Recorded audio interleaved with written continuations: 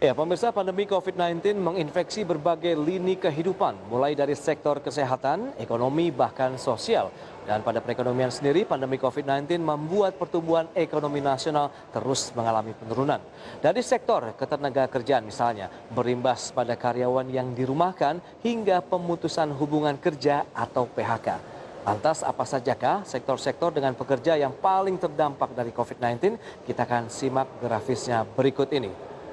Ya, untuk infografik pertama kita akan lihat berdasarkan hasil survei dari Job Street Indonesia yang menunjukkan tingkat kepuasan atas kualitas hidup pekerja di sejumlah sektor industri yang mengalami penurunan.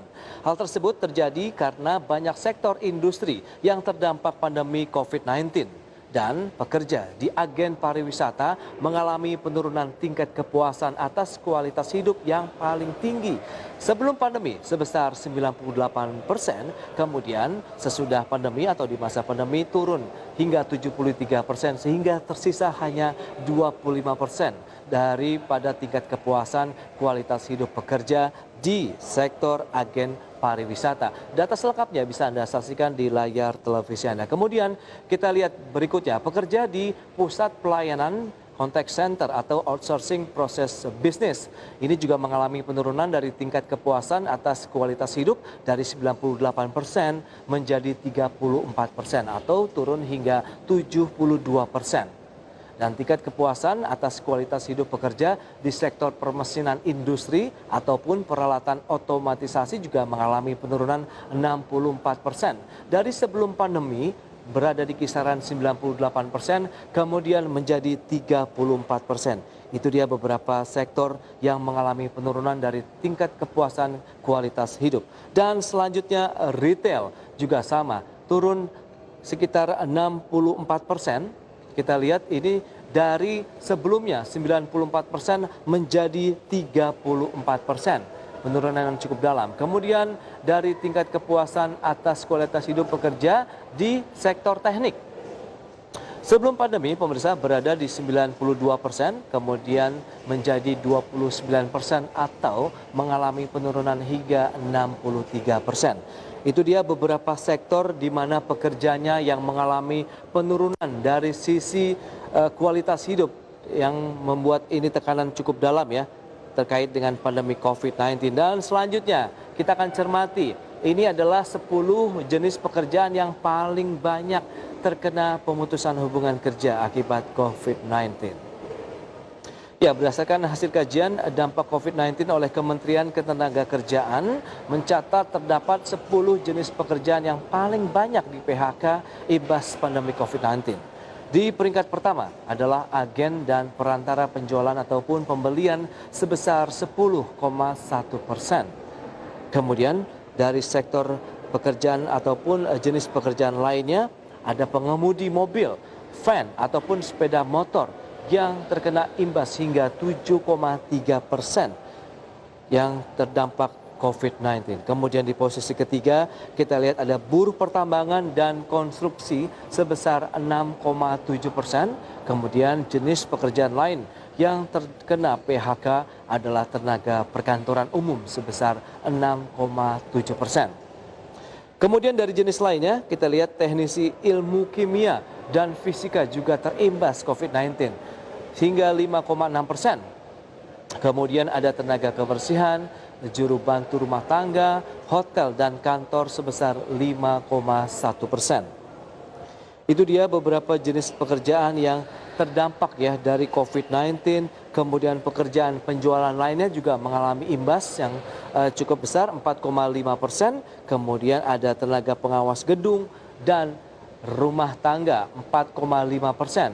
Kemudian pekerja kasar lainnya hingga 3,9%. Kemudian pekerjaan lainnya yang juga terkena imbas PHK adalah buruh industri pengolahan sebesar 3,9%. Itu dia, ada 10 jenis pekerjaan pemirsa yang terdampak adanya COVID-19 sehingga harus dilakukan pemutusan hubungan kerja. Dan ini berdasarkan data dari Kementerian Ketenagakerjaan per November 2020. Ya, kita akan cermati infografis berikutnya terkait dengan target program perluasan kesempatan kerja. Bagaimana kita akan lihat langkah pemerintah untuk menanggulangi pengangguran. Kita akan simak grafisnya seperti yang bisa Anda saksikan di layar televisi Anda. Di mana Kementerian Ketenagakerjaan pemirsa telah mempersiapkan sejumlah program guna menanggulangi dampak pandemi COVID-19. Dan dari kementerian sendiri berniat untuk melakukan perluasan kesempatan kerja sebagai bagian dari bentuk penguatan jaring pengaman sosial. Adapun target terbesar dalam program pemerintah adalah penciptaan wirausaha baru, di mana Kementerian Tenagakerja menargetkan setidaknya 212.508 orang tergabung dengan sasaran pekerja informal yang terdampak COVID-19. Dan kategori ini pun dikhususkan bagi pekerja di zona merah dan kuning. Dan seperti yang bisa Anda saksikan di layar televisi Anda, program lainnya adalah padat karya infrastruktur dan juga padat karya produktif. Kita lihat presentasinya ataupun jumlahnya mencapai 106.154 orang. Itu dia target yang akan dicapai untuk perluasan kesempatan kerja. Kemudian sasaran selanjutnya adalah tenaga kerja terdampak COVID-19 dan kita lihat pemerintah juga melakukan berbagai upaya nih. Berupa inkubasi bisnis untuk wirausaha baru, hanya sekitar 5.780 orang yang dapat terdaftar dalam program tersebut.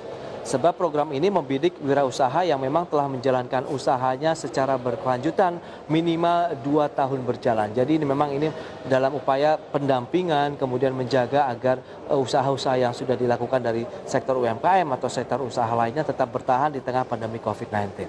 Dan selanjutnya pemirsa, kita akan grafis terakhir terkait dengan jenis dari keterampilan yang paling dibutuhkan setelah pandemi berakhir. Ini apa saja? Kita akan simak berikut ini.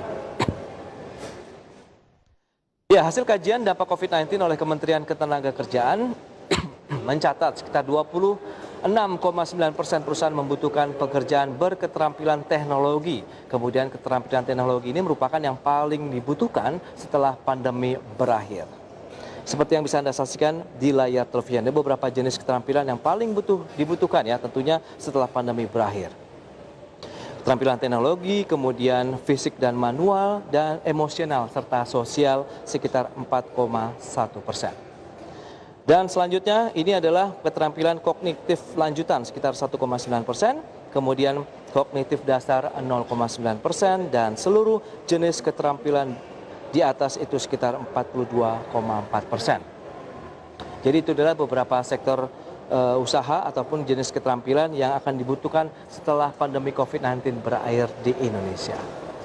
Baik pemirsa, demikian informasi terkait dengan dampak COVID-19 terhadap sektor usaha dan pekerja. Di segmen berikutnya, kami akan kembali tentu dengan informasi menarik lainnya terkait dengan 3 negara yang siap melaksanakan vaksinasi COVID-19. Usai jeda berikutnya.